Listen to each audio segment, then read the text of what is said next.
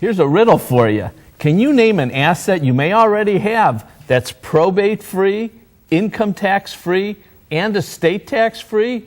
Jim Lineweaver has the brains to answer this brain teaser. Jim's a certified financial planner with the Lineweaver Financial Group. Thanks for joining us, Jim. My pleasure. All right, don't keep us in suspense. What is probate-free, income tax-free, and estate tax-free? Well, I'd like to jazz this up a lot more than it's going to sound, but if we peel back that onion, you get to the core, it's actually just life insurance. Now, is that true for anybody who owns life insurance? I thought you have to have your kids own it or something. You do have to be careful. What ends Okay. up happening is that the only way life insurance can escape some of these things is by one, making sure that your spouse would be the only beneficiary on that. But number two, what we have to be really careful about in these days is that a lot of people think life insurances are protected. So if I go into a nursing home or have home health care issues, that's going to be protected. And what they have to realize is if there's a cash value in that policy and they own it, that can actually be attached on the Medicaid spend down rules.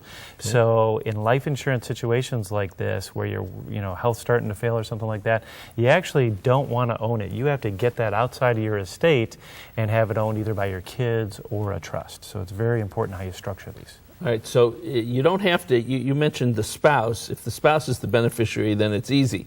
But you could have your kids as the beneficiary of your insurance and still get all these benefits, but it has to be owned by the kids or by a trust. It does. See, there's ownership, there's the insured, and there's beneficiary, and they're three different things.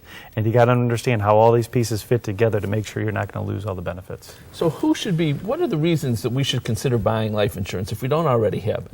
Well, what ends up happening is if we have assets in our portfolio that we're really not going to plan on spending, we don't think we need, what happens is, as opposed to possibly getting hit with a lot of tax ramifications when it goes to the next generation, try to identify those assets, and you can then try to look at that and put that into some type of life insurance.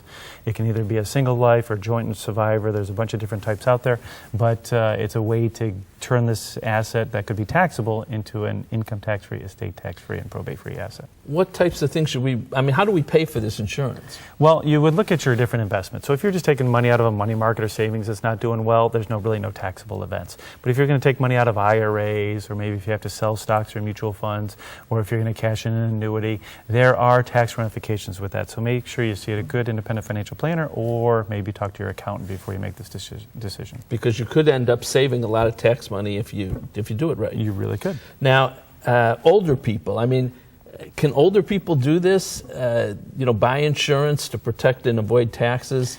They can. They'd be surprised. We have people that actually have a lot of health issues that can still get insurance. I'm sure a lot of your viewers are saying, oh, that would never apply to me. But you really want to take a look at it. The laws have changed and the insurance regulations have loosened up quite a bit. They know a lot more about these illnesses than they ever have before.